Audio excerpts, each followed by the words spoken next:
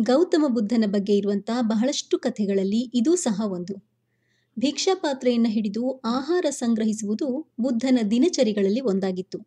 ಮನೆಗಳ ಮುಂದೆ ನಿಂತು ಬೇಡಿ ಅವರು ಕೊಟ್ಟಿದ್ದನ್ನು ಸಂತೋಷದಿಂದ ಉಣ್ಣುವುದು ಬುದ್ಧ ಮತ್ತು ಅವನ ಅನುಯಾಯಿ ಭಿಕ್ಕುಗಳ ಬದುಕಿನ ಭಾಗದ ಹಾಗಿತ್ತು. ಒಂದಿನ ಏನಾಯಿತು ಅಂತಂದರೆ, ಯಾವುದೋ ಹೊಸ ಊರೊಂದರಲ್ಲಿ ಮನೆಯೊಂದರ ಮುಂದೆ ನಿಂತು ಎಂದಿನ ಹಾಗೆ ಭಿಕ್ಷಾಪಾತ್ರೆಯನ್ನು ಒಡ್ಡಿದ್ದ ಬುದ್ಧ. ಆ ಮನೆಯೊಡತಿ ಅಂದು ಬಹಳ ಕೋಪದಲ್ಲಿದ್ಲು.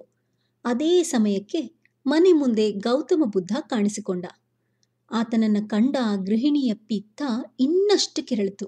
ಈತನೇ ಬುದ್ಧ ಅನ್ನೋದನ್ನು ತಿಳಿಯದ ಆಕೆಯ ಗಮನಕ್ಕೆ ಬಂದಿದ್ದು ಭಿಕ್ಕು ಒಬ್ಬ ಭಿಕ್ಷಾಪಾತ್ರೆಯನ್ನು ಹಿಡಿದು ನಿಂತಿದ್ದಾನೆ ಅನ್ನೋದಷ್ಟೇ.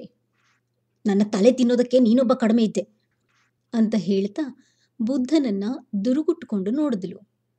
ಏನೂ ಮಾತನಾಡದ ಬುದ್ಧ ಶಾಂತವಾಗಿ ಅವಳ ಮುಖವನ್ನೇ ನೋಡ್ತಾ ಇದ್ದ.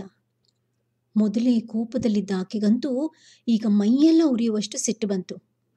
ಅಬ್ಬಬ್ಬ, ಸೋಮಾರಿ ಭಿಕ್ಕುವೆ, ಕೈಕಾಲೆಲ್ಲ ಗಟ್ಟಿ ಇದ್ದು ನೋಡೋದಕ್ಕೆ ಗುಂಡ್ಕಲ್ನಂತಿರೋ ನೀನು ಭಿಕ್ಷೆ ಬೇಡ್ತೀಯ? ಸ್ವಲ್ಪನಾದರೂ ನಾಚಿಕೆ ಬೇಡವೆ ಇಷ್ಟೊಂದು ಬಾಯಿಗಳತನ ಮಾಡೋದಕ್ಕೆ?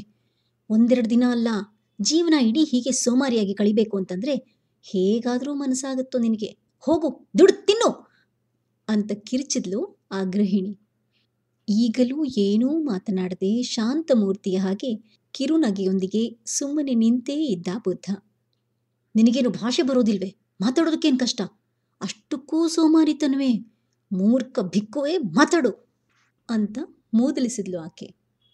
ತಾಯಿ, ಆಕೆಯನ್ನ ಸಾವಧಾನದಿಂದ ಕರೆದ ಬುದ್ಧ, ನಿವೇದನೆ ಮಾಡಿಯಾಗಿದೆ. ಅದನ್ನು ಈಗ ಯಾರೂ ಒಪ್ಪಿಕೊಳ್ಳದಿದ್ರೆ ಅದು ಯಾರಿಗೆ ಸೇರುತ್ತಮ್ಮ ಅಂತ ಪ್ರಶ್ನಿಸಿದ. ಎಂಥ ನಿವೇದನೆ?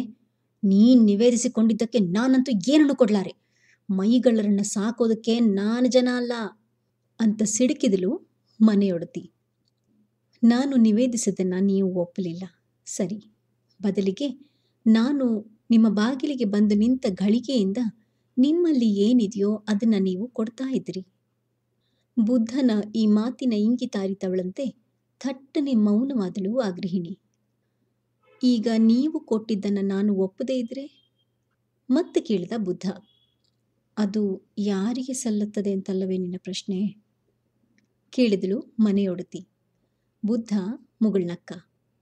ತನ್ನ ನಡವಳಿಕೆಯ ಬಗ್ಗೆ ಅತೀವ ಬೇಸರವಾಗಿತ್ತು ಅವಳಿಗೆ. ನೇರವಾಗಿ ಬುದ್ಧನ ಕಾಲಿಗೆರಗಿ ಕ್ಷಮೆ ಕೇಳಿದಳು. ಮಾತ್ರ ಅಲ್ಲ, ತನ್ನ ಮನೆಯಲ್ಲಿ ಉಣ್ಣುವುದಕ್ಕೇನಿದೆ ಅದನ್ನೇ ಭಿಕ್ಷಾಪಾತ್ರೆಗೆ ಹಾಕಿದಳು.